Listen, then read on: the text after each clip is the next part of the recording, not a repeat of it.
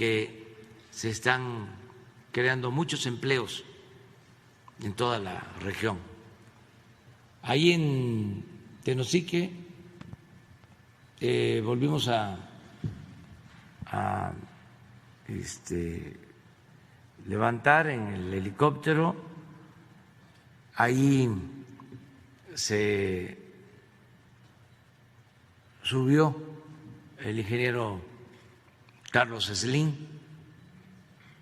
a ver si no te manda Daniel, que creo que grabó,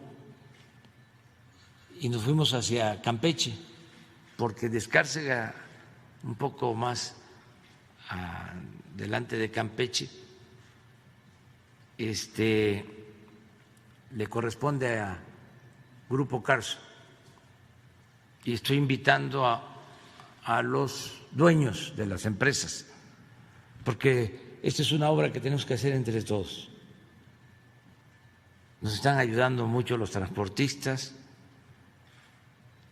desde luego los trabajadores de la construcción, todos, las autoridades municipales, los gobernadores,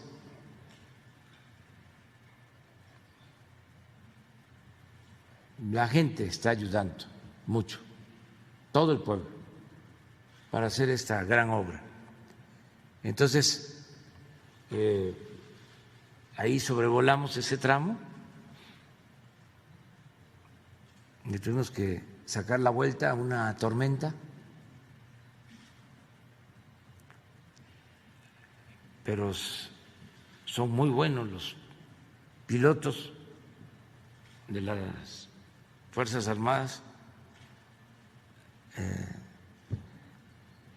En este recorrido, presidente, ¿pudo platicar algo en particular con el ingeniero Slim al respecto del avance del tren? Sí, sobre eso a eso vamos. Y todavía bajamos en Campeche después de hacer el recorrido